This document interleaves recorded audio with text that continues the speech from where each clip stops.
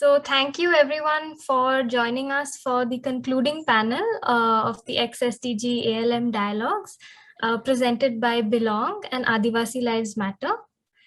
This panel will focus on Adivasi food and nutrition, attempting to answer questions such as how does gender intersect with Adivasi identity to determine food security?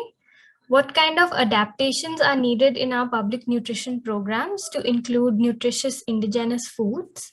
How can we preserve the dietary practices of Adivasi groups while also improving their climate resilience? I'm really delighted to introduce our speakers for today.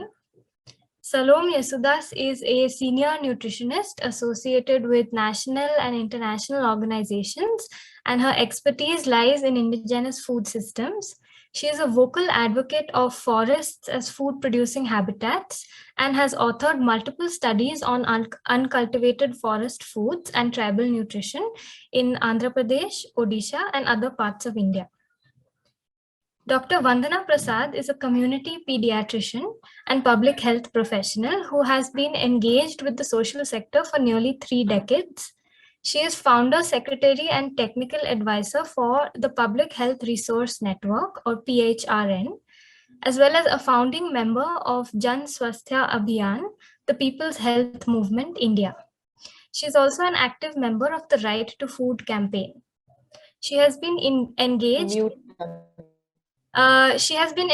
in nutrition programs in tribal regions of Odisha, Jharkhand, and Chhattisgarh for over a decade. Our third panelist, who is unfortunately not able to join us in person, is Aruna Tirkey.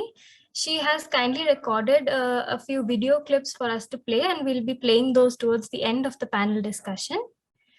Aruna ma'am is a food entrepreneur and the founder of Ajam Emba, a first of its kind restaurant in Ranchi that serves traditional Adivasi cuisine, hires women from the Adivasi community, and serves food that is primarily sourced directly from local farmers. She is also a member of the Italy-based organization Slow Food International. Today's panel moderator is Pushpika. She is a PhD scholar at Jawaharlal Nehru University, Delhi, where her research focuses on the sexual and reproductive health of women. She's also working as an editor at Adivasi Lives Matter. Welcome to all the speakers and the moderator.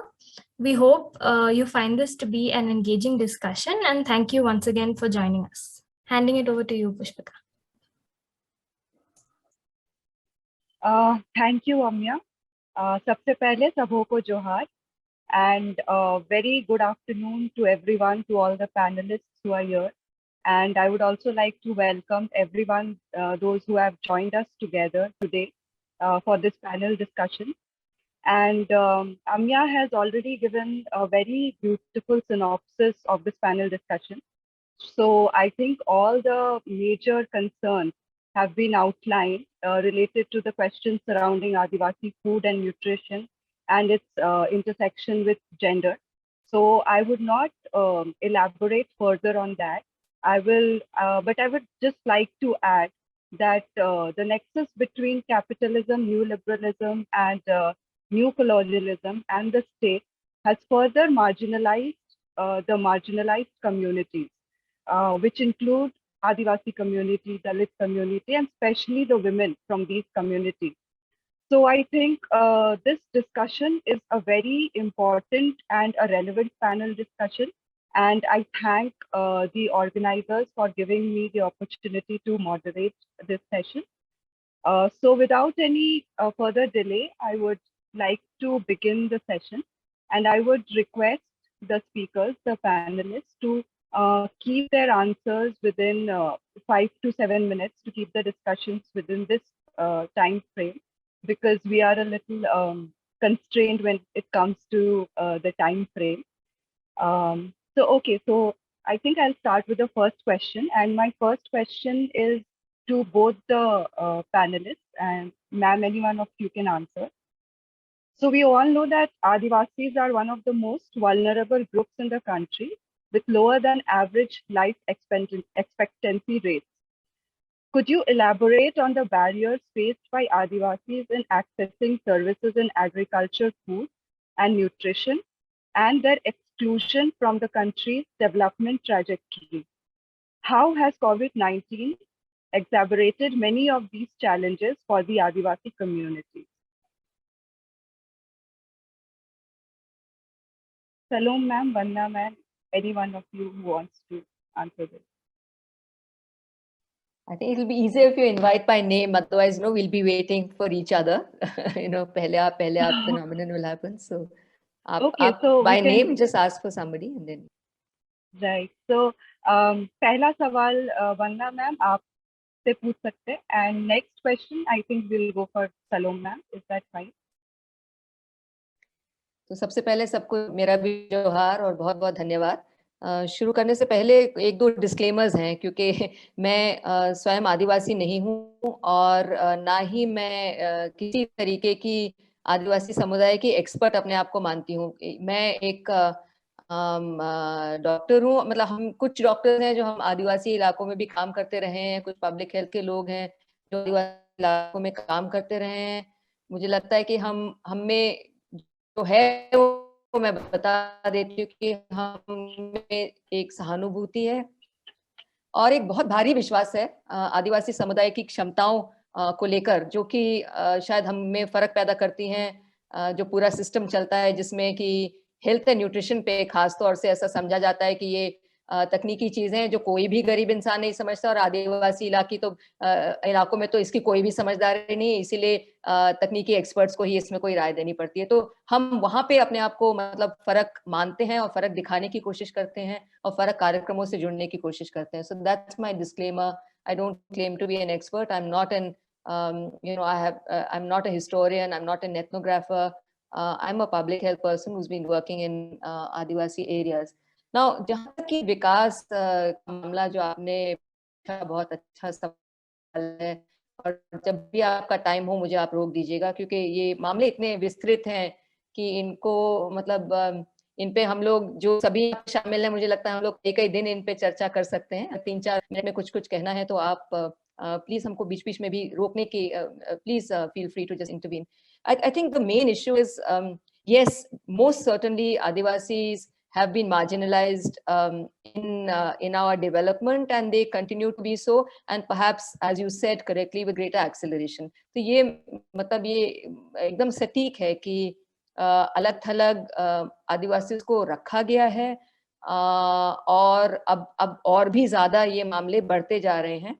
उस पर 2-3 चीजें मैं कहना चाहूंगी। I think the first thing is it's a paradigm of development itself. मतलब हमारी क्या परिकल्पना रही है विकास की, उसी में बहुत भारी एक समस्या है, जिसमें आदिवासी जो कई तरीकों से, जिनमें बहुत ऐसा ज्ञान है जिससे climate change, agricultural processes, natural resources और सेल्फ रिलायंस से के लिए बहुत कुछ सीखा जा सकता है, and therefore there is a lot really to be learn from the point of view of health and nutrition in Adivasi practices and Adivasi food practices and Adivasi agricultural practices, in Adivasi practices with respect to the natural environment. It has been the paradigm of development itself that has just completely neglected, ignored, and further marginalized these communities. So this is to do with the conceptual, the conceptual nature of development that has been agreed upon in this country, and that has been kind of imposed. Now, the barriers that basically come into play when the paradigm of development is of a particular kind, which would not have happened if the paradigm of development itself had been decentralized, very local, and so on, are so many. There's so many complex barriers that play with each other, and then they intensify each other in such a way that these communities are left more and more marginal. The geographic barriers are immense. That would not have bothered, the Adivasi community. अगर आदिवासी समुदाय हमेशा ही अपने ही borders और limits में रहता था, तो अब ये ज्योग्राफिक बैरियर क्यों बैरियर है? ये बैरियर इसलिए क्योंकि जिस तरीके का डेवलपमेंट, जिस तरीके का विकास है, वो इंटरकनेक्टिविटी डिमांड करता है, वो मांगता है उस टाइप ऑफ इंटरकनेक्टिविटी को। अगर हमारी स्वास्थ्य सेवाएं ऐसी हैं जैसी हैं, the geographic barrier becomes key. If you don't have a road, if you don't have access, if you live 12 kilometers or 30 kilometers inside the jungle, then your health and your wellness will most certainly suffer because of the geographic barrier to the kind of services that we have, developed in our country. Language is most definitely a barrier. Again, to say कि ये भाषा जरूरी नहीं है कि ये barrier होती, इसको हम we could have treated bhasha and the diversity of language as a resource, as a beauty, as a joy. But it is in the paradigm of our development that unless you have mainstream language, which is, mainstream meaning mainstream to the state also, in our Adivasi areas where we work, every village might have a slightly different language. So, it is not even sufficient. The state language itself is also not sufficient to communicate. But it is in the nature of how we have planned ourselves, planned our programs, planned our communications, planned our services, planned our human resources, that language becomes a very, very major barrier. Because unless you can speak what the mainstream in the state speaks, you are again left marginalized. And then, of course, the cultural alienation, the dispossession, land and forest being primary to the health and nutrition of Adivasis, and everything that we have done to land. I'm sure we'll be talking in this session also about land use and forest use with respect to food and nutrition.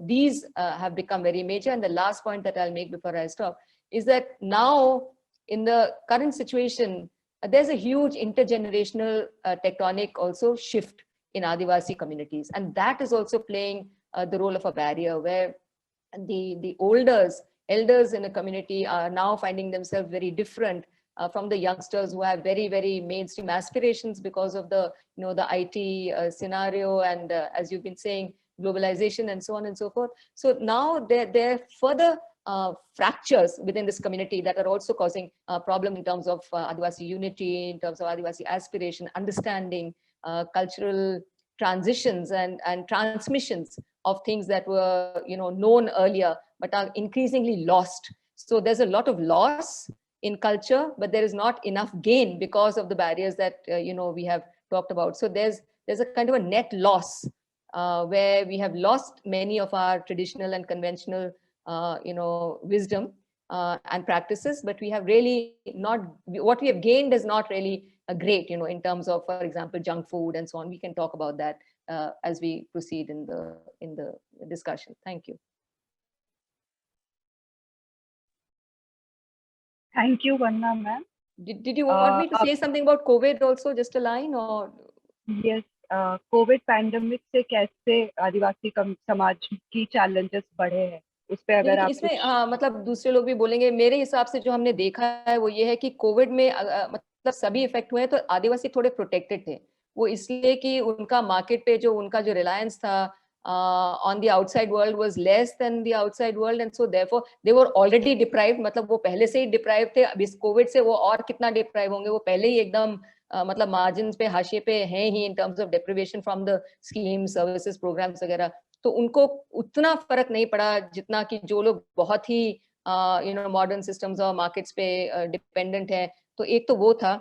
Livelihoods पे बहुत भारी असर पड़ा है, क्योंकि migration अभी भी आदिवासी इलाकों से बहुत हो रहा है। वेज वर्क के लिए जो होता था वो सब में प्रॉब्लम जरूर रहा है। वेलफेयर स्कीम्स एंड प्रोग्राम्स हर राज्य में अलग इसका एक एक्सपीरियंस रहा है, कहीं पे ज्यादा ही मिला है। जैसे उड़ीसा में काफी सक्सेसफुल रहा था कि जो एडिशनैलिटीज आई हैं कोविड में, राशन वगैरह की, उसका काफी अच्छा वितरण हुआ है। जहां जहां हमने सर्वेज किए थे वहां पे 80%, 90% सक्सेसफुल वितरण रहा। तो in some sense they also benefiting from certain better schemes and certain better distribution of food supplements and so on. So I think there's been a mixed bag in terms of COVID. Long impact, economic impact of COVID is definitely there. जो शिक्षा पे हमेशा ही शिक्षा की सुविधाएं बहुत ही खराब रही हैं, वो और भी ज्यादा मतलब निग्लेक्ट हुई, क्योंकि ऑनलाइन कॉन्वर्सेशंस, हम लोग ऑनलाइन शिक्षा का काम यहाँ पे नहीं हो पाया।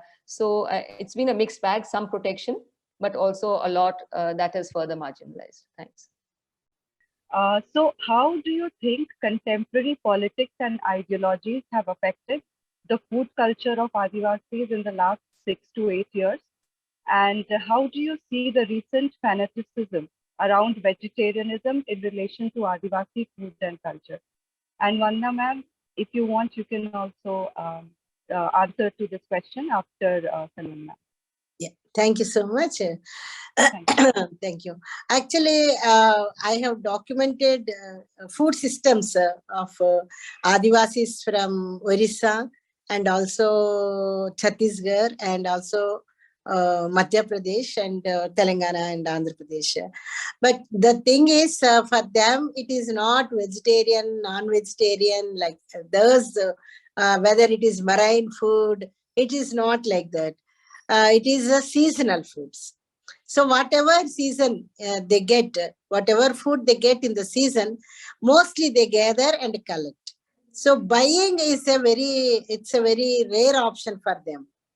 And because the government started giving them the food ration, rice and other packages, now so many packages are available for pregnant women through ICDS, through midday meal school, all those things are coming in.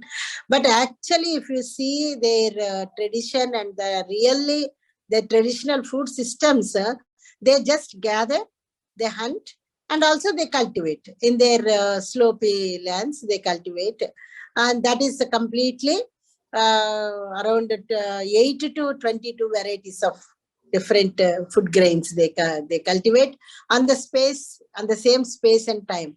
So they look at food as not as vegetarian or non-vegetarian food. That's one thing.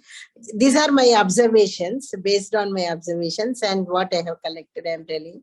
Maybe there may be differences among the tribes and among the regions also, but mostly they are very much interested, and they collect so many different insects, animals and birds and eggs, all these things as their food. They all in their food basket right from the beginning.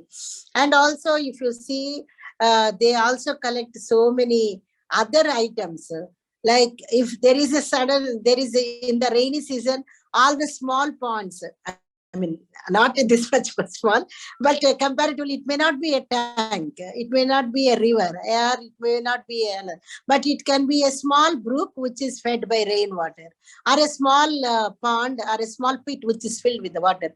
And because these areas are protected areas, protected in the sense not that much human interference is not there, so automatically they told us that when the rain comes, different types of fish come along with the water, and they collect snails, fish, crab, and in some areas prawns. So in rainy season they enjoy the non-veg food very much, and in summer season also they enjoy, because they start harvesting insects, birds, animals and all.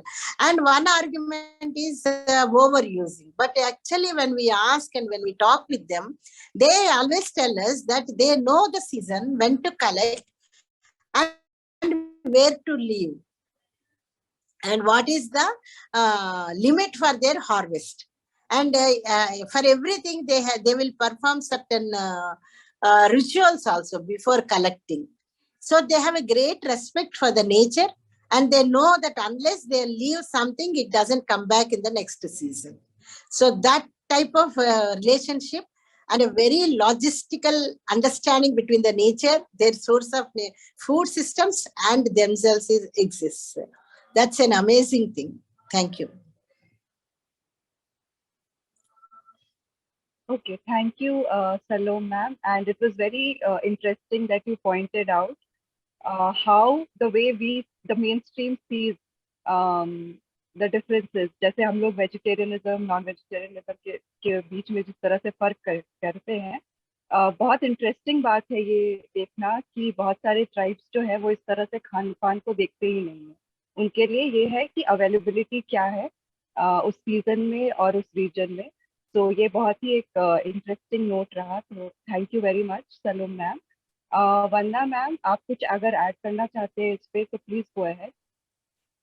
हाँ, बस एक तो मैं लौटी हूँ south Orissa से, तो मैं हाल में कालाहांडी के गांव में थी. पीवीटी इलाका है कांचगढ़ में, और देख रही कि वहाँ पे एक रिचुअल होने वाला था, और इसलिए हमको कहा गया था कि आप गांव में अभी मत घुसिए. लेकिन हम थोड़ा जल्दी चले गए थे कि रिचुअल ऐसा था कि साल में एक बार वो एक गाय को छोड़ते हैं और फिर उसको रिचुअली उसको मारते हैं, मतलब उस पे छुरी के आहार से उसको मारा जाता है और फिर उसको बाद में उसको खाया जाता है. तो मैं पता कर रही थी लोकल से कि भाई इससे किसी को आपत्ति तो नहीं हो रही है, मतलब किसी ने इस मामले को उठाया नहीं, आपके पास ये मतलब सैफरन ग्रुप्स जो जा रहे हैं, इधर से उधर जा रहे हैं और दंगा फसाद कर रहे हैं और मना कर रहे हैं, ऐसा कुछ हो तो नहीं रहा।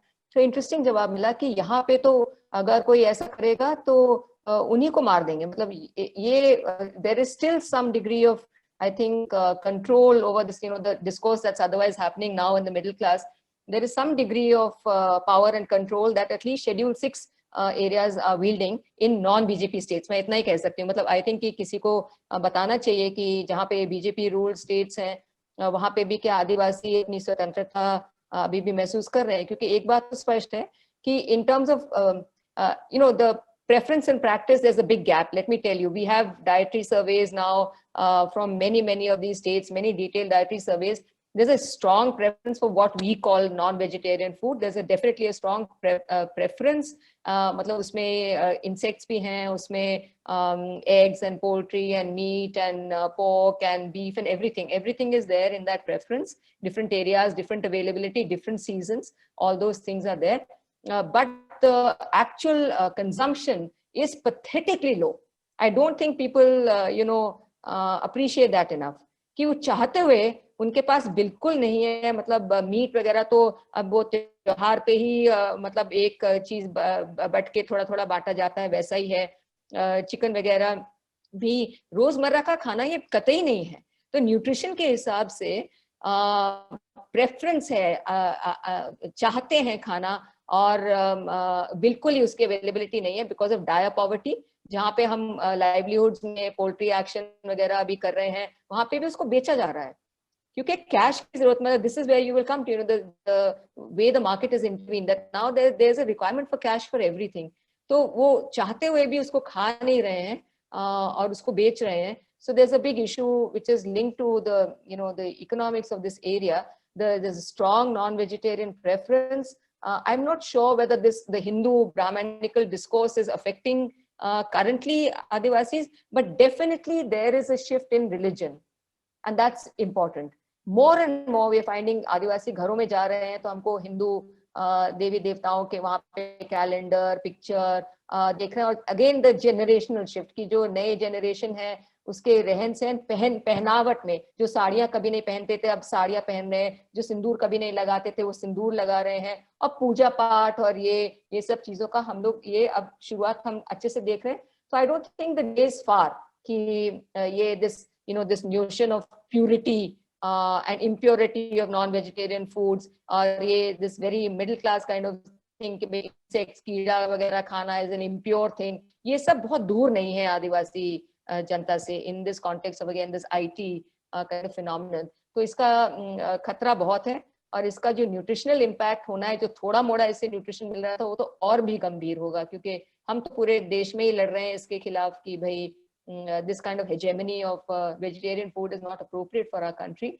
What we should focus on rather is what Salome ji also mentioned, ki, we are not talking about big scale, large scale cattle farms and the kind of chemicals and practices that are happening there. Again, learn from the Adivasis. These are all homestead animals. They're reared like that. They're free ranging. They go and they eat around the village and in the fields and so on. So it's a very different form of breeding, which is very conservatory, which does not have this kind of carbon footprint, which is being used as a lever.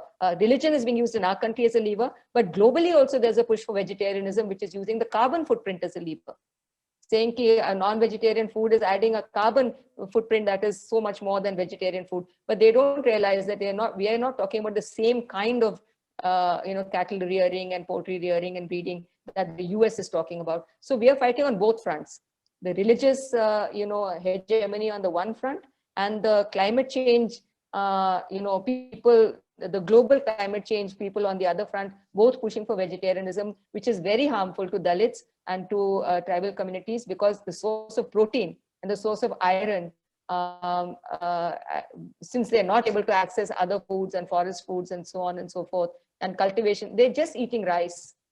These communities are just eating nothing but rice, majorly just nothing but rice. Thoda moda forest mein se jo bhi produce, cash crops are being, there's been a huge destruction of dietary kind of practices in these areas.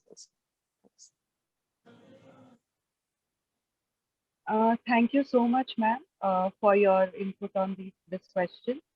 So my next question is to you only. Yeah. Can you talk about your research on uncultivated foods and forest food and the role of these food in rural Adivasi households? What are the imminent threats to Adivasis' access to forest foods? How do these foods become an important fallback mechanism in the context of climate change? Why we have failed to acknowledge the significance of these foods in conservation and sustainable forest models? Can you see? Yeah.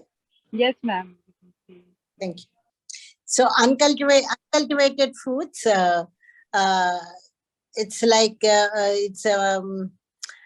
I have started this working with uncultivated foods for the I think in 96, 97. I started working on uncultivated foods. And then what happened, I was fascinated by the work, and then I continued working on uncultivated foods for a long time. As we all know that food basket is shrinking at a very alarming rate, because there is no need to give the statistics. We know that even though I have given here some statistics, but we all know that our food is ending up with either with rice, dal, or some vegetable, 3-4 colors, that's it. That is why our food basket is shrinking, and the varieties are also coming down so much. So it is important that we need to look at our food systems. So what is about uncultivated food? So when we look at the uncultivated food process produced in nature without any human effort in production, process harvested by human effort for human consumption. So with a minimum interference of human things, that means which we collect available from forests, village commons, and we call them generally weeds in the cultivated farms. We collect them hedges, river banks, field bunds, wastelands, roadside, water bodies, anywhere from any place.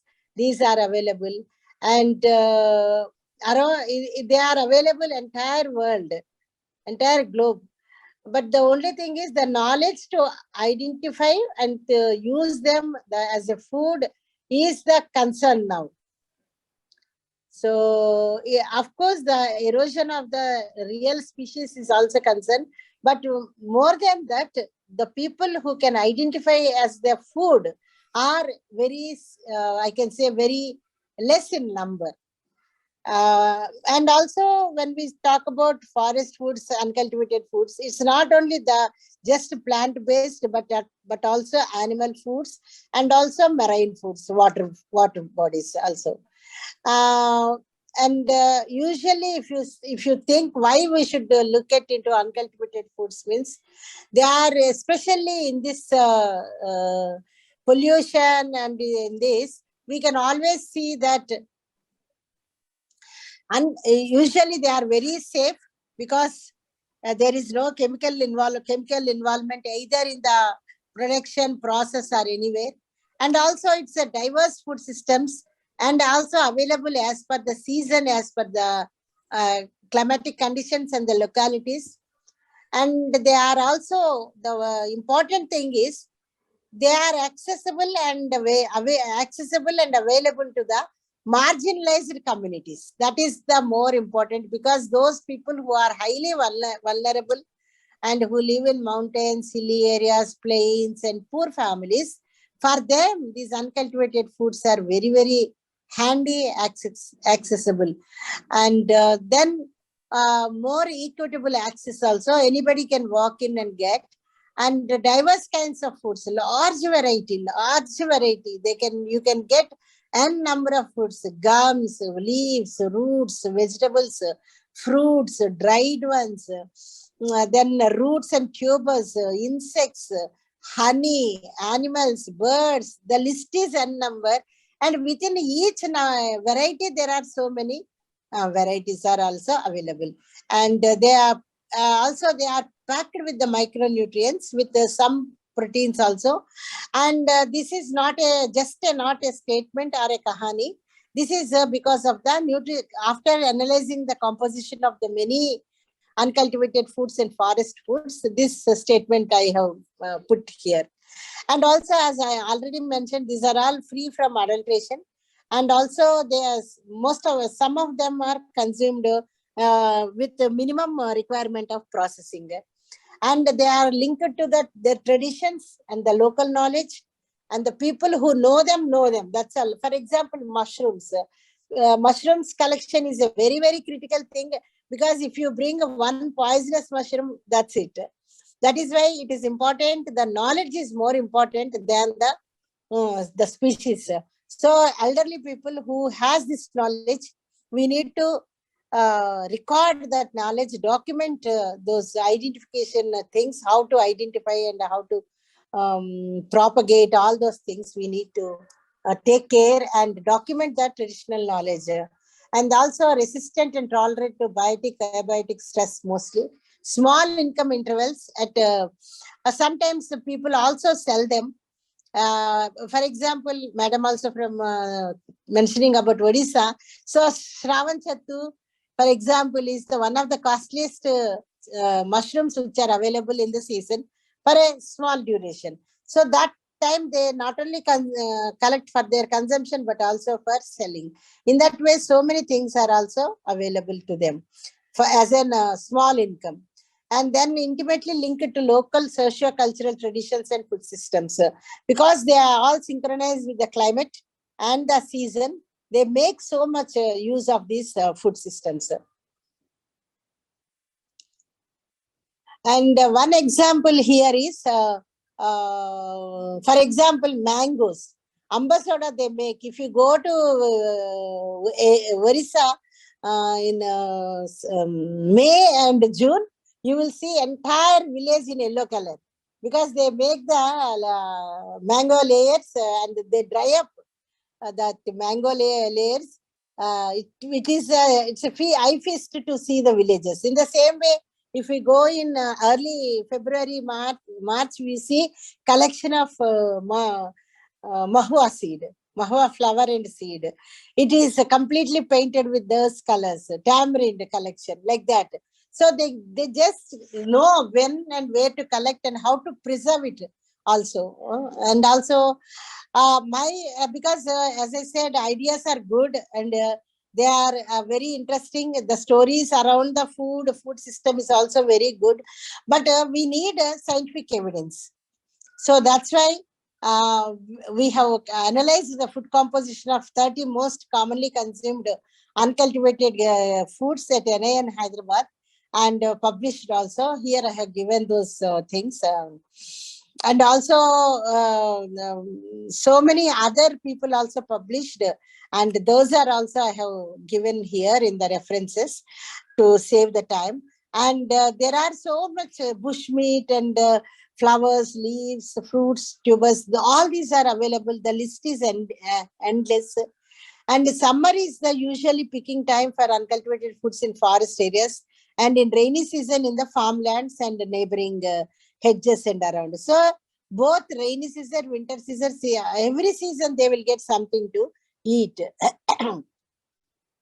And for the plain lands and for the people who work as a weed agricultural labor, women collect so much of greens for their food, fodder, firewood, and also as a medicine, as also as a what we say, fertility, like that fertilizer. That means they can put all the weeds in a compost pit and it makes a nice fertilizer for them, manure for them. So they know which weed goes into which basket.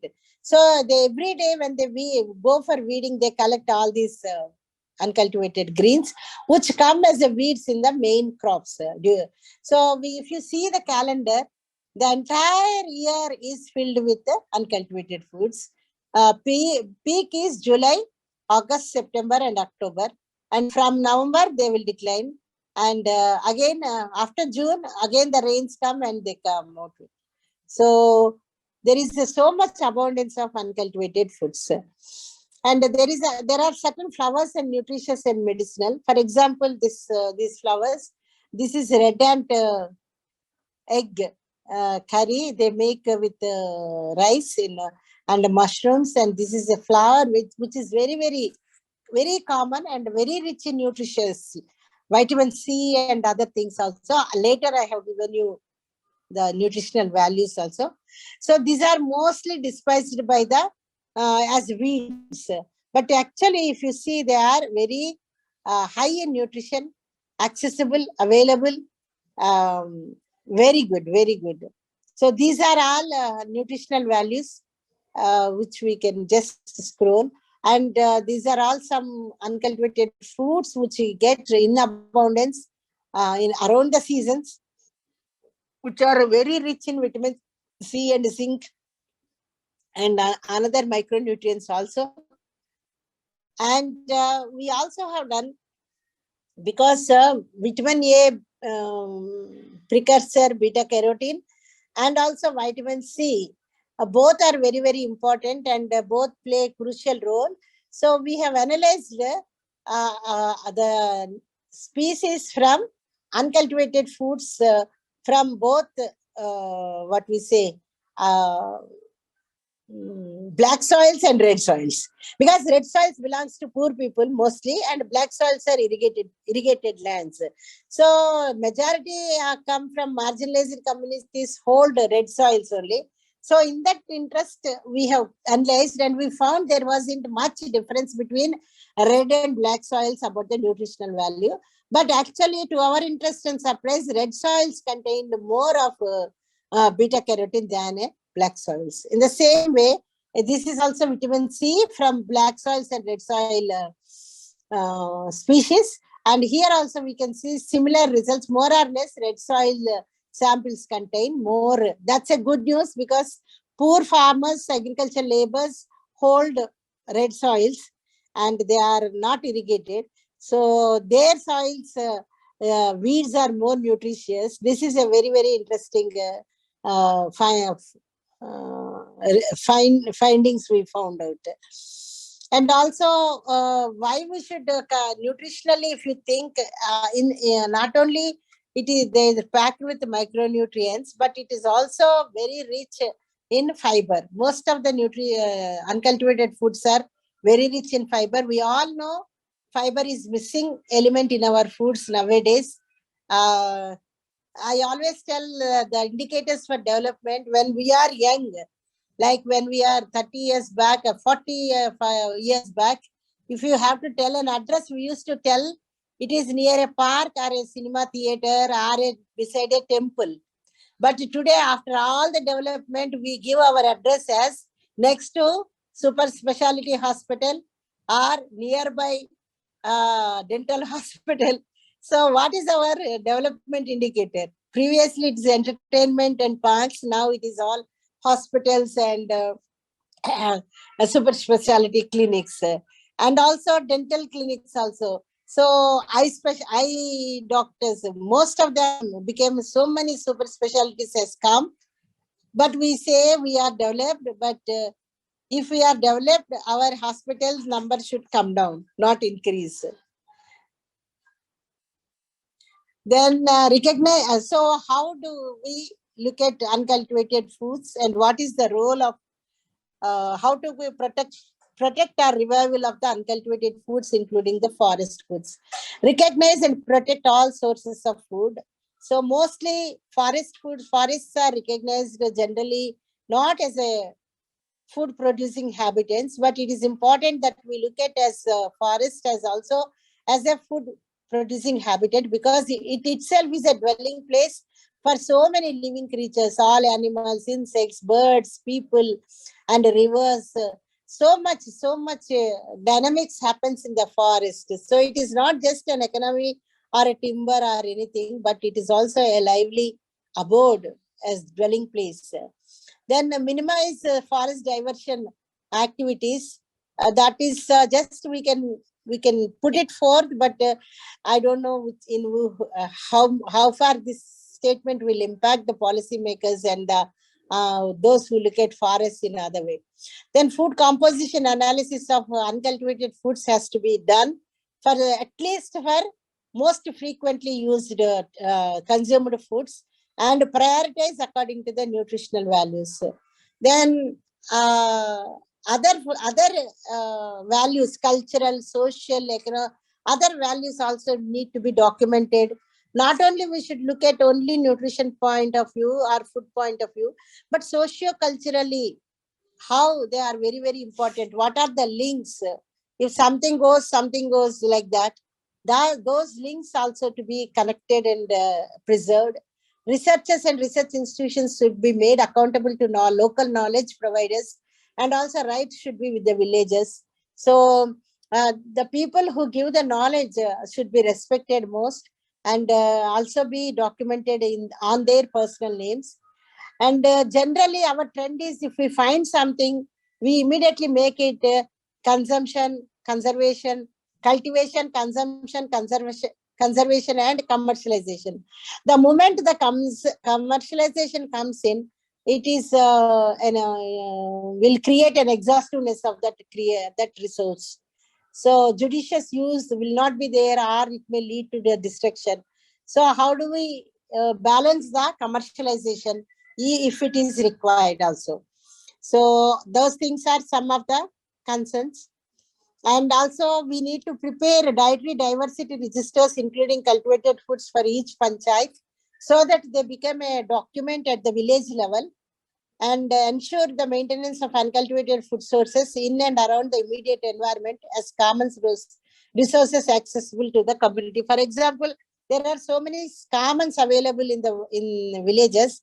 So if you just leave them, those microclimate will be protected, and there will be some bushes, some which are a dwelling place for birds, squirrels, so many small insects, small animals, and all those things.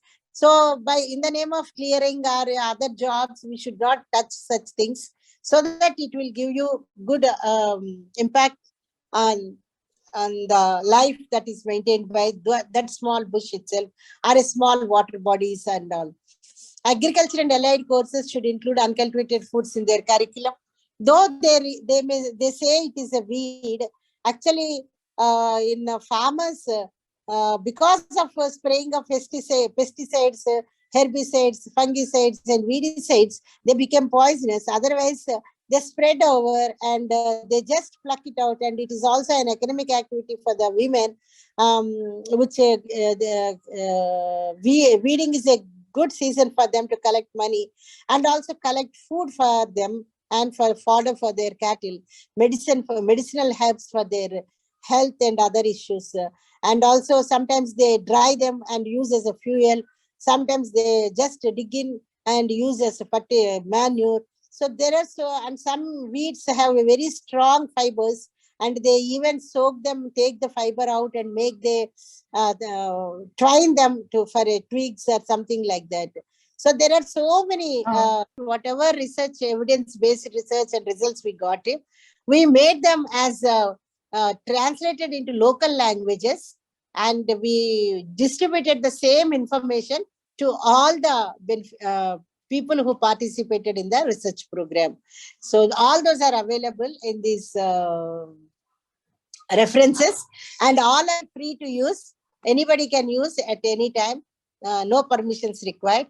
So that's it. Thank you so much.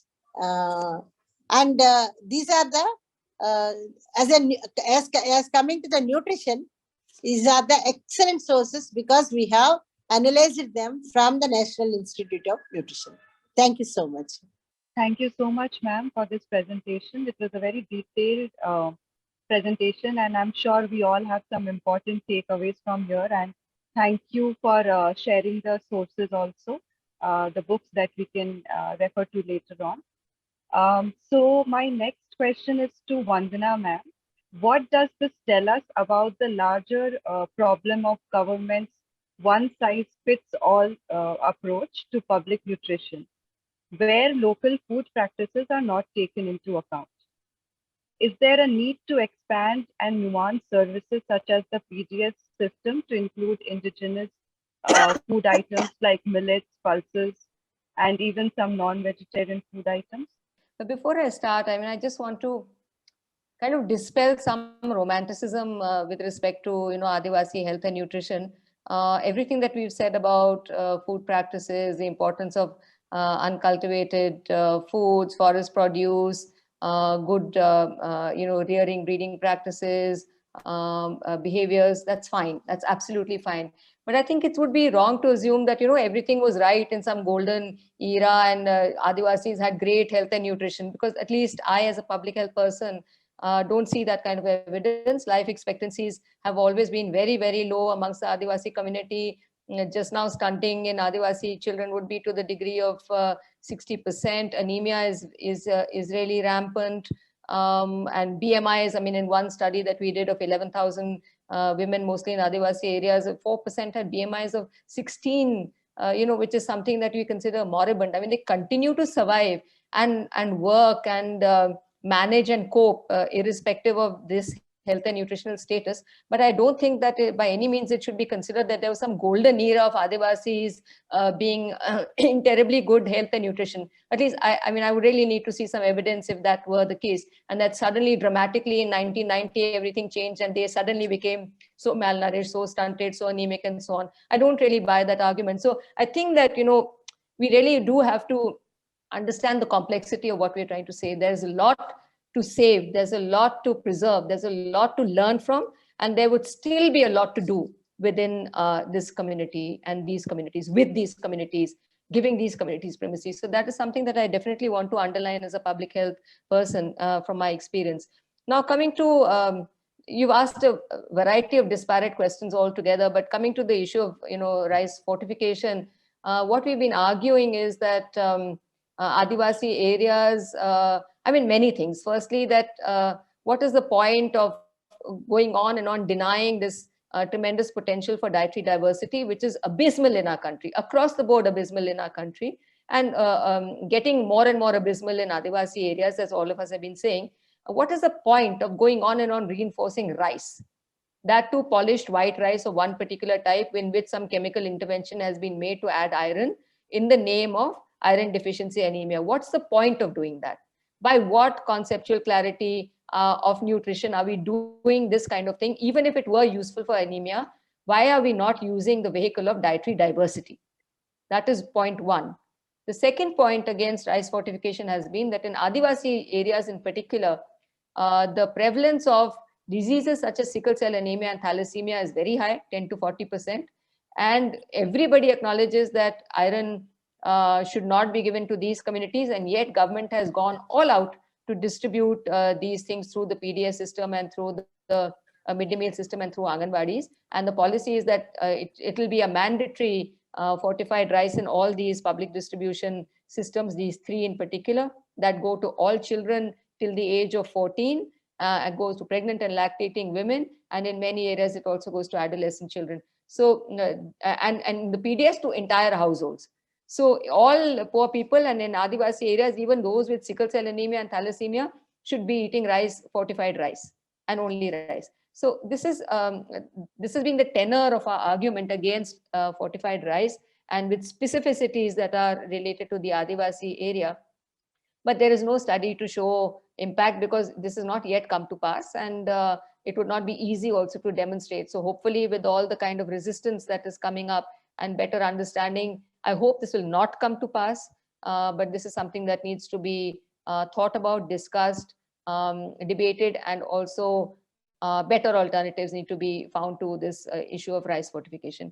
Now, a lot of comments have been made about the PDS, the Anganwadi scheme, and the midday meal in your concept note, as well as in the panel. Again, it's a complex situation. I think it's not fair to say that these systems have completely displaced the Adivasi way of life. I mean, why am I saying that? Because again, survey after survey, studies after study, and our experience shows that that there was not a high level of food security, even before these programs were very functional. For instance, when I came to work in these areas and I came to work in malnutrition, there was Anganwadi was hardly known in a village. Now it has become functional in the last, I would say, 10, 15 years, 20 years. These things have become better and more functional.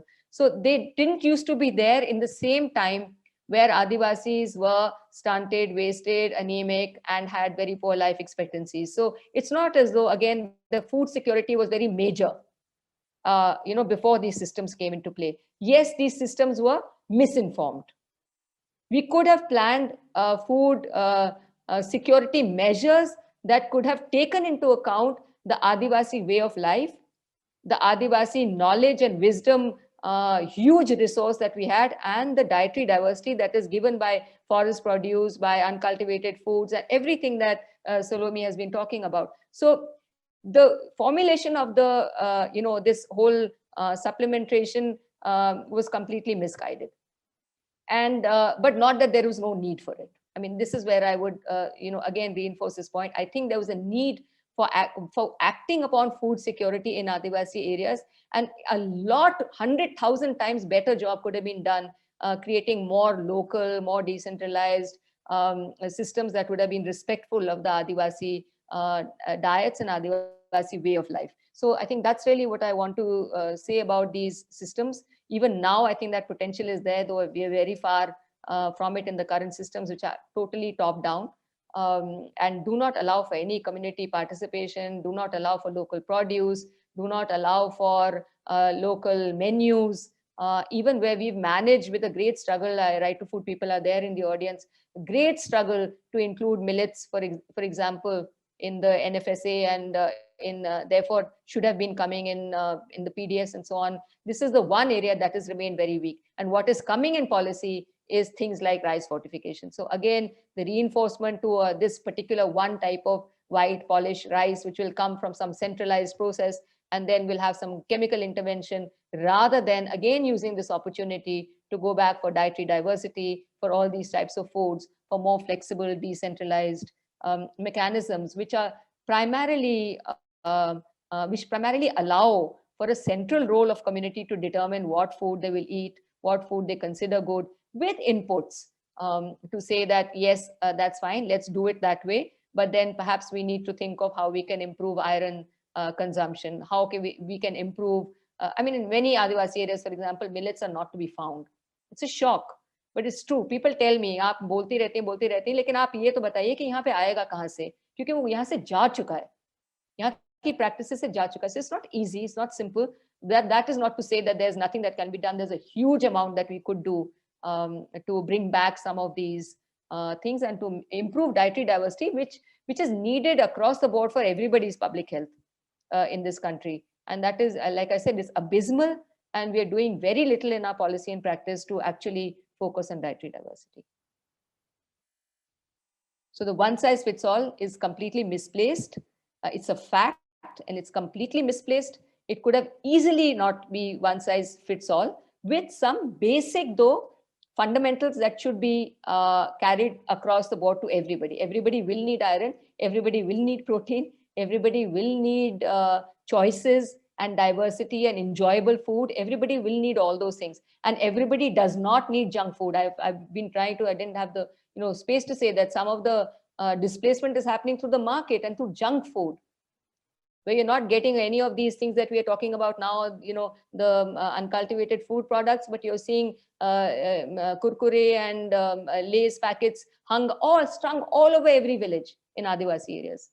So really, it's quite a complex situation, and policy could go a long way. Program and policy could go a wrong way to correct all these things still. I think it's not all is not lost, but a lot has been already lost. It would be a struggle, provided there's a political will to make it happen, and it can be made to happen. Much better systems in the PDS, in the midday meals, and in the Anganwadi system. Thank you, Vandana, ma'am. Ma'am, could you also elaborate on the role of food and nutrition on the sexual and reproductive health of Adivasi women? Do you think that traditional Adivasi food practices can positively impact the health of pregnant and lactating Adivasi women and menstruating adolescent girls, and therefore break the intragenerational cycles of malnutrition? I can't make the assumption that everything that happens in Adivasi areas in terms of behaviors with respect to sexual and reproductive health and menstruation is all good. And, then we are bringing in some bad things. It's not really like that, because the discrimination against menstruating girls, it is also there in Adivasi areas. In many Adivasi areas, that would be the case. The problem of anemia leading to maternal mortality, very high maternal mortalities, to very poor pregnancy outcomes, low birth weight, the problem of malnourished women, the problem of malaria. Again, malaria and TB are still very, very dominant in Adivasi areas in terms of infection. So, and diarrheas during the rainy season. So these problems abound. And malnutrition, for instance, in TB, we think that 55% of TB could be avoided if malnutrition were not present. And a huge percentage of childhood illnesses and deaths, about 50 to 60%, would not happen if children were not malnourished. A huge percentage reduction in maternal mortality would happen if women were not anemic. I have seen, hemoglobins of 4 and 5 amongst Adivasi women. They still go out and work in their fields, but the hemoglobins are 4 and 5. So these are not great. It's not a great situation at all. Now, so what is it about Adivasi practice that could be favorable to this situation? So I think that, a lot of our friends in the groups like Asha and Salome, people who are experts in this area, they have been presenting to us, for example, in terms of iron, that which are the Adivasi foods that are very high in iron, for example, and their utilization. And so there are many things like millets come to mind immediately. So I think that favoring millets in consumption in all the food systems, that would certainly help anemia. It would certainly help in terms of health and nutrition greatly. So that is something that, demands focus. Non-vegetarian foods, of course, continuing to promote and encourage and allow and assist the consumption of non-vegetarian foods, that definitely would help in sexual and reproductive health in terms of maternal mortalities and malnutrition and menstrual issues. What else would be helpful? I think, like I said, geographical access is a very big bottleneck for sexual and reproductive health outcomes, because there is, if you have to travel, say, 30 kilometers through a jungle without a road, and you're pregnant and you're having labor pains and you have an obstructed labor, then really what do you do? So, so I think that the challenge of geographical access to services in sexual and reproductive health is very important. In terms of, gender and gender relations, again, it's very complex. Like, we tend to say that gender relations have been better in tribal areas in some ways. But again, that is something that is eroded quite a lot. And patriarchy is something that persists in Adivasi areas, maybe not in the same way as we see it here. But there is a male child preference in very many Adivasi areas that we work in. Early marriages are still the case. In one area that I was talking about, the girl child used to be sacrificed at one point many decades ago, of course, replaced now by the cow. But so these kinds of things did happen. In terms of work distribution, women really suffer quite a lot, because they work 18 to 20 hours a day, and the work distribution between men and women is not great. And decision making, there is still a patriarchal decision making happening in these villages. I'm not a historian, so I can't tell whether there was a dramatic shift at some point of time or not, but I suspect not. So even the elders that we talk to in the villages, the elder men have fairly kind of a system of controlling the women in the household, even in Adivasi areas. So in terms of sexuality, perhaps better than, in terms of sexuality, perhaps better in the sense that it is not so much considered an impure thing, and not so much considered a bad thing for young people to have sexual relations with each other. And there were systems and means to kind of allow for that, but they were also fairly ritualized and controlling. So I'm not sure how much, freedoms. These are actually issues that only the Adivasi young and Adivasi community should speak for themselves, rather than people like me who don't even claim any great expertise on these areas. But in terms of the public health issues of maternal mortality, child mortalities and morbidity, anemia, and also menstrual problems, I think that there are problems, and some dietary interventions using a local produce could help in the iron, could help in the protein content for sure, and these should be done. In terms of, uh, the usage of materials for, when you're bleeding during your menses, this also has been a problem. In fact, PHRN has done a long process of in Jharkhand with the Tejaswini program of, pads and pad banks. We've tried to use, also thought about at least how to dispose, how to have low cost, how to have greener materials, better materials, even how to use cloth pads better to make the, menstrual hygiene possible, and to bring down some of the reproductive tract infections that we definitely come across in tribal areas. Like if we talk, we've had PLAs on these issues with tribal community women. And the first thing that is talked about is Safed Pani Jana, Pila Pani Jana. So there are, I think, issues of reproductive tract infections that still abound in these communities. So I think it's for everything, for me, it's a mix of starting point being community practices, what is favorable in those community practices, but also bringing in our own input. So it's a collaborative effort between tribal communities and people like us who come from the outside, but give also space and primacy to their own practices before we jump in and say, this is right, this is wrong, this is how it should be done. And this has worked, in my opinion. It has worked very well, where we are able to make certain changes and inputs from our own understanding, our own allopathic understanding, our own Western science understanding, our own nutritional science understanding, and we build on what communities are doing, which are favorable and which is acceptable to them, and common ground can be found. So it is really the process that's important, which is a process of participatory learning. So we use this conceptual framework quite a lot, not always very successfully and not perfectly, but at least as a framework, I think that's this whole business of participatory work, participatory learning and action, participatory action is very important, I think, to health and nutrition also. And it could make quite a lot of difference to sexual and reproductive health. But there are basic issues of health services, and the poor quality of health services, the non-existence of health services, the non-existence of roads, the fact that personnel are not drawn from the community. So it's very, very important to have frontline workers coming directly from Adivasi communities. It's very important to have nurses and doctors from Adivasi communities. We have seen in our experience that where there's an Adivasi doctor at a district level can make a big difference. And this is, this has been seen to happen, but there's so few. So I think policy kind of systematic involvement of Adivasi communities in health work as health workers all the way up. I'm not saying health workers only ASHA. I'm saying all the way up to, doctors and specialists and whatever. I think that empowering that participation by specifically opening educational opportunities within these tribal districts, and many, actually Rajasthan is already doing this in all districts. So these are some approaches in policy that could be used to enhance not just sexual and reproductive health, but all systems of health. So at the community level, participatory processes, in the systems level, more involvement of the community as health workers.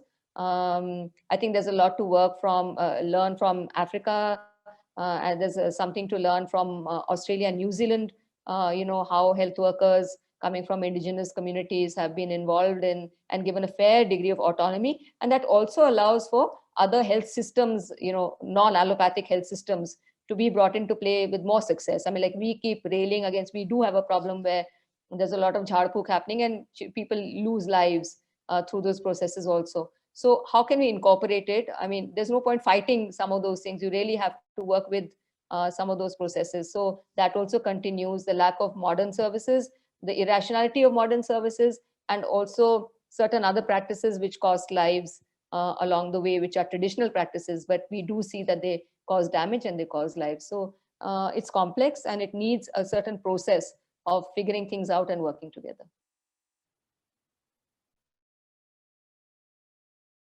Thank you, Vandana ma'am. I think you made this very important point about figuring things out and working together. So thank you for that. And I think we are already running a little late. So my next question is for both the panelists, and I think that will be our last question. After that, we'll be opening the floor to the audience.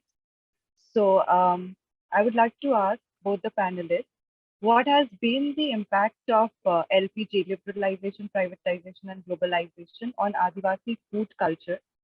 And we know that it has been argued how new liberal ideology, the belief that human welfare is best achieved through state-supported private enterprise, results in market-based agricultural systems and destroys subsistence farming, traditional diets, and health, while blaming displaced victims for their own fate.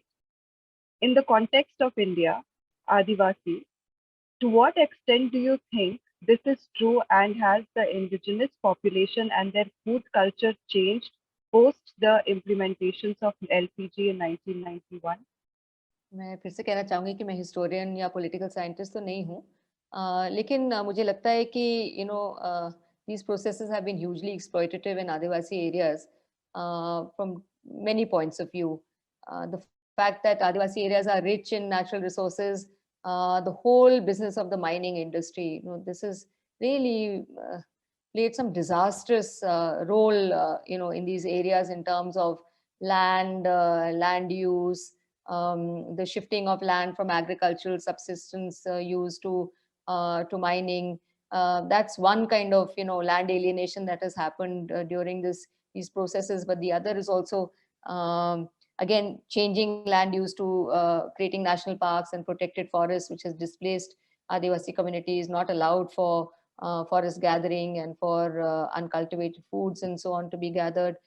So that's one whole area. The whole area of land is critical to the food systems in Adivasi areas and very exploitative. I mean, like कल परसों यही बात हो रही थी कि भाई तो क्या लोगों को काम भी नहीं मिला, मतलब इसी बहाने से तो जाया जाता है कि भाई कब से कब लोकल समुदाय में काम फैलेगा. But so cleverly is this whole thing done that people just get wages for 10 days and they're thrown out. Then a fresh set of people get wages for 10 days. No regular employment of any variety. मैंने खुद ऐसे गांव देखे हैं जहाँ पे mining जो करोड़ों का मतलब पैसा वहां से ले रहे हैं, वहां पे एक स्कूल, एक आंगनवाड़ी ढंग से नहीं चला रहे हैं, पूरा पानी जो है वो लाल हो गया है, सारे जो जंगल है वो उजाड़ दिए गए हैं, बस इतना ही बच गया है कि जो अपना जो सारना होता है उसी को किसी तरीके से लड़ झगड़ के आदिवासी लोग उसको बचा पा रहे हैं कि भाई this is a sacred grove, कम से कम उसको तो हाथ मत लगाइए. And the court cases are all about that sacred grove. So there just no services, and government has washed its hands over those areas. Even government in good states where governance is not bad, कि वहां वो जाते ही नहीं है, मतलब वो सारा का सारा as though that is some alien grounds, alien village which is now divorced from the whole of India, from the constitution of India, from all our law and justice systems, everything. वो बस company का हो गया, वो गांव ही company का हो गया. There is no recourse. Companies are very smart. They distribute alcohol, they give cash to whoever speaks up, and they create divisions in communities, but hugely exploitative. So, and with, I don't know what the people have lost their lives in Adivasi places, even where I've been working, there have been shutdowns of these companies for some time, but then they reopen. I don't really know what the answers are, but I can see that it's hugely exploitative, and the kind of natural resource poverty it causes, the kind of damage it causes to agricultural practices and to land use for agriculture and and as we know, it's subsistence agriculture. So all this is basically used to feed the family, and that is destroyed. So the dependence on the market grows. So this is the third and important issue, that the growing dependence upon the market and the need for cash. So now जो भी थोड़ी बहुत जमीन है, हम लोग BT cotton देख रहे हैं जहाँ पे कभी मतलब उसकी खेती नहीं होती थी, फॉर कैश. कैशू की खेती हो रही है for cash. So things that are not now able to feed the family are being done because they will bring in some cash, and the cash is used in the market to feed the family, and then what is being used to feed the family is essentially more and more processed and junk foods.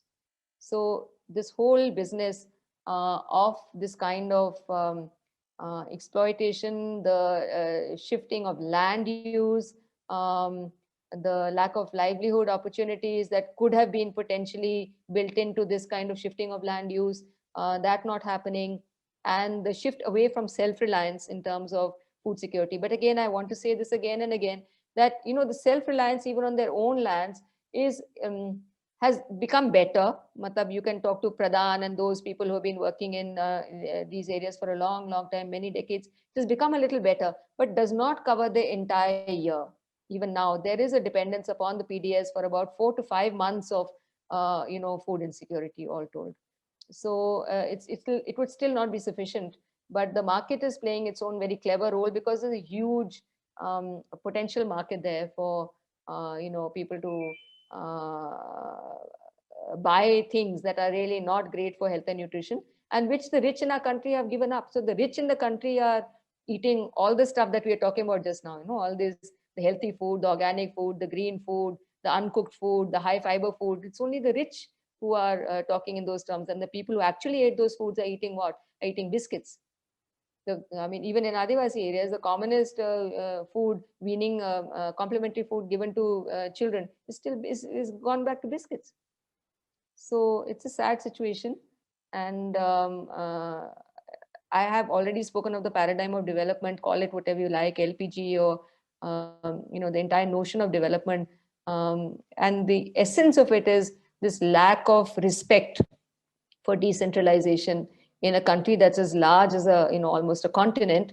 This lack of respect for the complex diversity that we have in every possible way, thinking that somebody sitting in some center can dictate terms to the entire country and knows what's best for everybody. This kind of ethos, this kind of phenomenon, combined with the power of the market, the multinational company, and the fact that Adivasi ilakas are rich in natural resources, which are required for this paradigm of development to further itself. So the profit making out of all those natural resources, this has been disastrous for the Adivasi communities. Thank you so much, ma'am, for your response. And I think that food insecurity is a very, very big problem, especially for Adivasi communities and other marginalized communities. Salome, ma'am, would you like to respond to this question? Would you like to add something to it?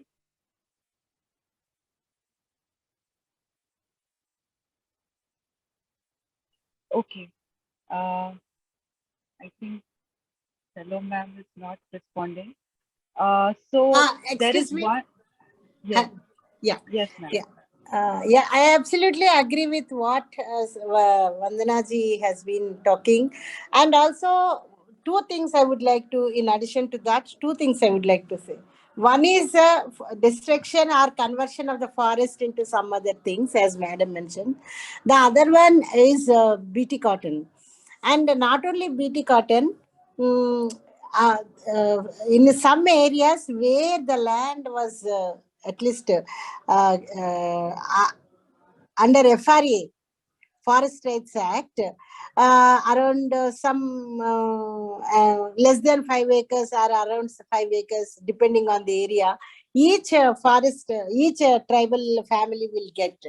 And what is happening with that land also, that is given for the cultivation. But clever people from other neighboring districts or the rich people come and lease in these lands for a throwaway price, and they just go BT cotton or some other commercial crop. So either way, these people are at loss. Number one, the land for which they got, they are not cultivating. Secondly, they are leasing out their land. These people who lease in, they cultivate for 1 or 2, 3 years with the BT cotton or some commercial crop. And once the land fertility is gone, they just give back the lands to them, back to the tribals.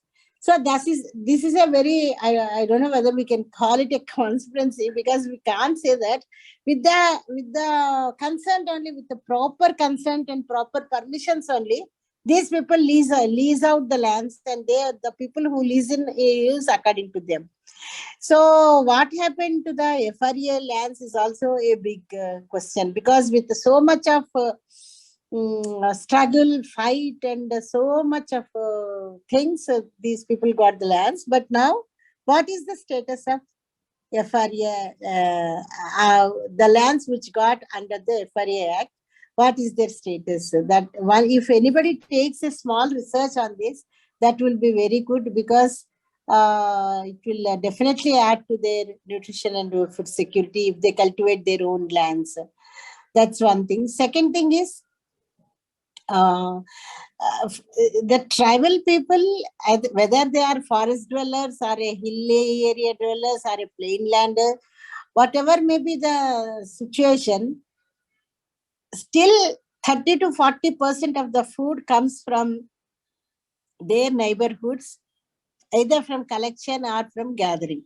That is why anybody who is looking at their programs, or they want to really improve their dietary diversity or food consumption pattern, or their anemia, anemic status, decrease the anemic status, or whatever intervention they wanted to do, should consider about the forest and uncultivated foods. Because still, even today, in spite of Kurkure, Murkure, and Maggie coming into their remotest villages, still minimum 20 to 40% food comes from uncultivated foods. So this is from one of our research findings. That's why we need to consider these 2 points also. Thank you. Thank you so much, ma'am. Now I think we can open the floor to the audience. So if there are any questions that the audience... So do you think, Vandana, that the challenges of food and nutrition in Adivasi communities have been given due importance by the development community, right? Not the government, not the private sector, but the foundations, CSR and multilaterals. And obviously they play intermediary roles sometimes, they directly fund programs sometimes. So do you think this topic is getting enough attention? If not, why not? And what can be changed to correct this? Yeah, Neerath, it's again, I would love to say a lot about this. See, I think the issue is that it's not that it doesn't get attention, but it's getting the wrong kind of attention, in the sense that these are communities which are seen as, problem areas, pockets of problem, to which we have solutions. So whoever's looking at the Adivasi, the civil society, is a divided house, because there are 3 or 4 different types of players here that it's important to understand. So people who are actually working in Adivasi areas are doing a lot of kind of implementation type of work, not necessarily building knowledge resources or analytical work. That could be, somebody else has asked that question, where are the resources? It's absolutely true. People are not building documented resources on these issues. They're just implementing government programs and trying to do a decent job as far as they can do that, which is also important, because they're creating a bridge between services and Adivasi areas, and they're serving as a link kind of, action group. So that's one set of people. Then there are the technical experts in public health, and all those kinds of people who think that, yes, this is a pocket of problems, so let us do more to solve it in their own way. And it's their own way, in inverted commas, that really becomes a bit of a problem and really doesn't work for these areas. Then even within that, and then there are the primarily Adivasi, advocacy groups, where at least personally, I find even that problematic, because that I think it tends to romanticize and create identities that are not necessarily bearing out in the field and in practice, and certainly doesn't help to devise countrywide kind of programs and so on. So and they're also very focused on land use, and this is important. So the understanding of health and nutrition amongst those groups, which are primarily fighting on land issues and forest issues, is poor on health and nutrition. And in any case, there's a bit of a romanticism, which I've been talking about through the session there. So it's very divided. So the people who come from, for example, in public health, come from an allopathic Western science kind of notion, think of Adivasis as being ignorant, who need behavior change and need to be taught things. That's the predominant kind of hegemonic situation within civil society, or even thinking in terms of tribal communities, because that's where all the bad data is coming from. That's why all the statistics of mortality and malnutrition is coming from. But they don't understand really, I think, in my view, how to do it. So there are few people who are technically alert also and understand process, who are working in such communities, Janswa Sayog, PHRN, some others I can ekjut, very few, handful. Not most of us, I mean, like we have hardly any power in terms of funding or in terms of stability. It's a bit of a struggle, but certainly not enough attention of the right kind, and a slightly divided house where much more conversation needs to happen. Even in the global community, I find that when I was, for instance, participating in a COPASA conference on tribal issues, and then I felt that people coming from New Zealand or from other continents really didn't have a sense of how things were in our own communities, and there were big differences. So the policy recommendations that come up from global processes, they really don't answer to our problems in our country. So and the fact that in an Adivasi area, I mean, like there's no one context that would fit all Adivasi areas either. You really need a different process. So that's what I want to underline. Also, to somebody else who's asking about public health programs, devising large public health interventions. You see, that's a problem in the conceptual framework of a large public health intervention. Again, so there have to be public health programs that are kind of that have some commonalities. Services of some kind are going to be required across the board for any Adivasi area. Some human resources, health human resources will be required, and some interventions will be required. But the precise nature of those need to be small is beautiful type. So you need to create spaces within large programs for flexibility, decentralization, people's participation. That is the key. And there are not enough documented, understanding. That's why the process becomes more important. Performative work to be given its due importance. So I've tried to answer two questions that were there in the chat box simultaneously. Vandana, can I just maybe ask you a follow-up? This metaphor, the small is beautiful, the whole Schumacher thing that you just, how practical, I mean, India is a country where the bureaucracy is totally kind of very risk averse, right? So you actually have a lower bureaucracy that's very, very risk averse. It will never ever do anything that could have a downside because there are no upsides, right? So how practical do you really think is even a hybrid small is beautiful approach, which has, let's say 80% of the program remains the same, but then there's some freedom to experiment on the margins? Do you think that's like viable, or do we need to think of something? Neeraj, we're demonstrating its viability. Like we're running these childcare services in PVTG areas for the last 3 years in Odisha. That's now been scaled up and mainstream through government, through the tribal welfare department, very successfully. The creche workers are PVTG women. The whole village participates. So we are demonstrating this model, and it's a scale up now, in scale up model. Now it's tough. I really do see your point, Neeraj, but I think that there needs to be greater faith needs to be built in this hybrid thing, which is not totally like leave everything to community, neither that, nor everything top down. It is a hybrid model.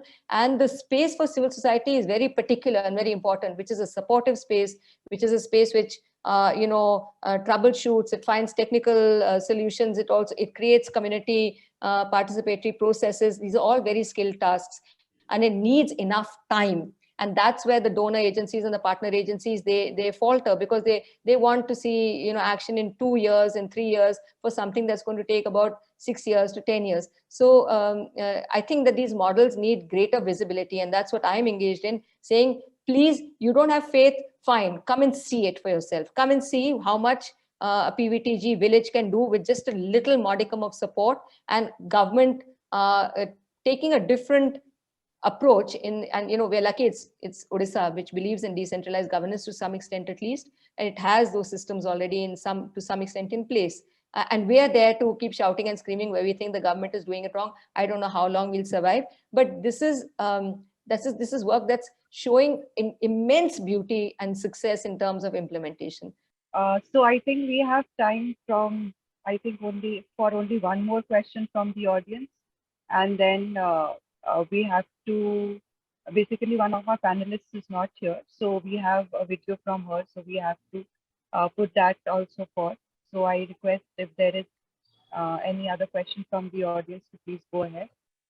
Okay, so if there are no more questions from the audience, I would like to ask Salome ma'am if she wants to add something to the previous question.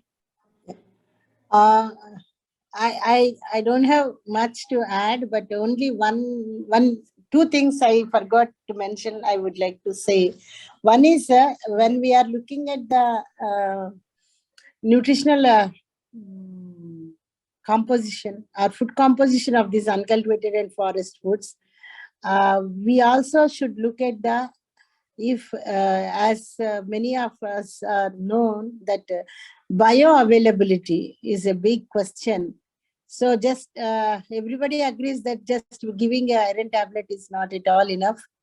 What are the associated factors that either hinder or acts as an enhancer? So bioavailability of iron or calcium or beta carotene, whatever may be the macronutrient we are looking into and recognizing as a rich source of those micronutrients from any of the forest food or uncultivated foods.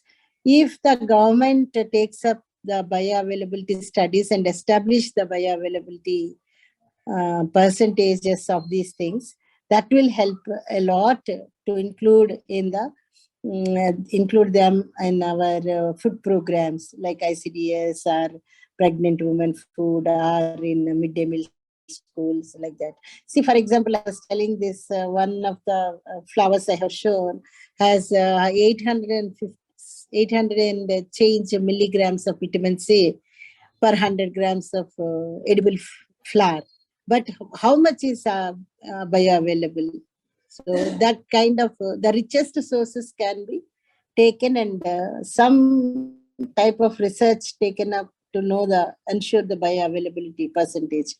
Second important thing is we also should look at the toxative factors or anti-nutritional factors because the elders always caution this: you should not eat with this combination, or you should not eat this after this food, or you should not drink water immediately after consuming this food, like that, seasonal, like that. They will always tell the cautions also.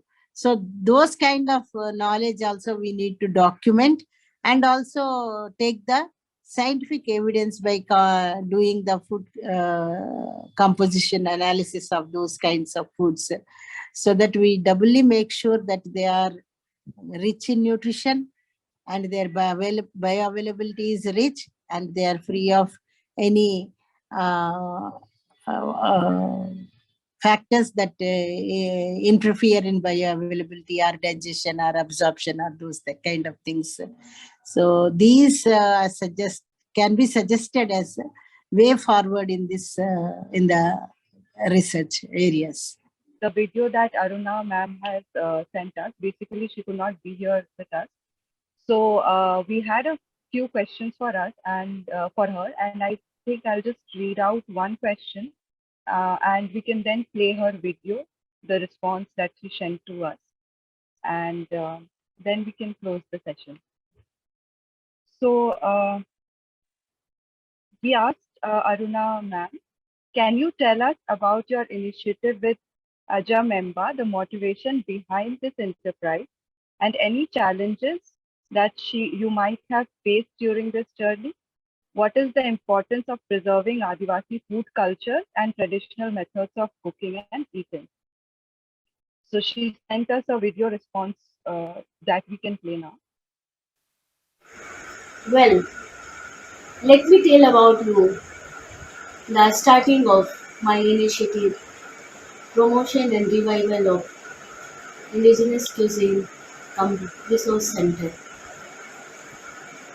After separation of Jharkhand state, the Adivasi cuisine, the local cuisine, is being isolated by all sections of the society. We, the tribal also, we are not aware about the diversity of the local cuisine. हमारे यहाँ जितना भी खान पान है सभी जंगलों से प्राप्त होता है या फिर सीजन बेस आता है. They are the speciality importance of our local cuisine, जिसका कि अभी तक भी हमारे खान पान में इसे एक स्टेट फूड की तरह नहीं आइडेंटिफाई किया गया था। नंबर 2 में हम यदि आते हैं तो हमारा फूड को निचला स्तर रखा गया था, मोटा अनाज करके हमारे खान पान को लोगों के सामने लाया नहीं गया था। एक आदिवासी लड़की होने के नाते मुझे यह मौका मिला अपने खान पान को फिर से प्रस्तुत करने का, क्योंकि ये मुझे प्रेरणा घर से ही मिली थी, हमारे माता पिता के द्वारा। मुझे बचपन में ही ये खान पान से रूबरू कराया गया तथा इनकी विशेषताओं को और इसमें कितना पौष्टिकता है या फिर इसके गुणों को हमें बचपन में ही सिखाया जाता था।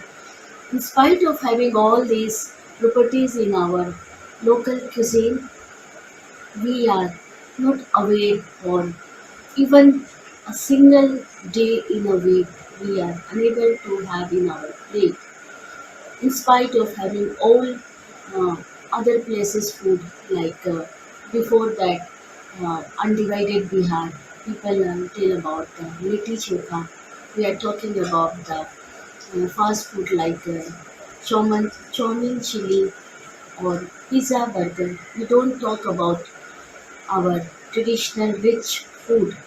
So this has become motivation for me to bring about this food in main discourse before the people. Actually, Pushpika, we have some time, so maybe I'll just play the second video as well, and you can just read out the second. Okay. Yeah. Sure.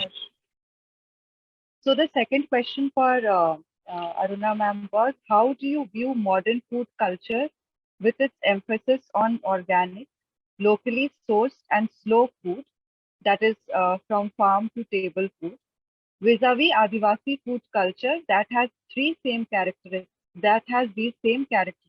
and yet has existed for so long?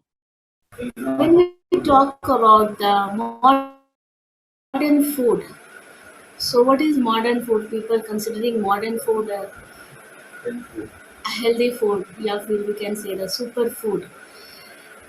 It's becoming like the food colonization, if one side we can say. What our food used to be a staple food, like we tribal people, we calling the mota anaj, or sometimes the in at present in premium food we can say all are it become it becoming the super food like when we talk about the millet, madwa, gondli, jar, bajra, and we talk about the uncultivated food or forest produce, the green leafy vegetables comes within the season wise. So all it's become now the super food. This is the modern food. People say now that, and it goes to the uh, mall, and it's becomes as a colonial food we can say. So earlier it's used to be our staple food. People we the indigenous people, हम सभी लोग इसको, ये हमारा जो गोंदली जो first rice था हमारा वाइल्ड राइस, ये मेरे मम्मी पापा बताते थे, हम लोग गोंदली भात खाते थे। अभी ये एक सुपर फूड में आ गया है, millet, people are calling this the millet. मड़वा जो गोंदली के बाद आया वो मड़वा था, वो हमारा स्टेपल फूड हुआ करता था। ये अभी एक मॉल में जाते हैं तो ये पैकेट बंद होता है, people are moving around the packet food of the millet. They are searching the super food, and ये हमारा slowly it's disappearing from our plate. तो ये एक तरह से हमारा जो स्टेपल फूड हुआ करता था, ये हमारा प्लेट से निकल के प्रीमियम फूड की क्वालिटी में आ गया है, मॉल्स में बिक्री हो रहे हैं, ये मॉल्स में चला गया है। तो ये एक तरह से फूड कॉलोनाइज्ड हो रहा है हमारा, जो हमारा स्टेपल फूड था वो अभी सुपर फूड बन गया है। तो दिस इज ये मॉडर्न फूड जो अभी के कॉन्टेक्स्ट में what we are talking, super food, modern food, what you can say, this used to be our staple food earlier. So now this is the time to preserve and to aware about our food diversification. Okay. So thank you so much. I think we can end the session now. I would like to thank all the panelists for joining us today for this important panel discussion. I would also like to thank the organizers, and I would like to thank the audience also who took out the time to come and join this panel discussion on food nutrition and its intersection with gender. So thank you so much. Thank you, everyone.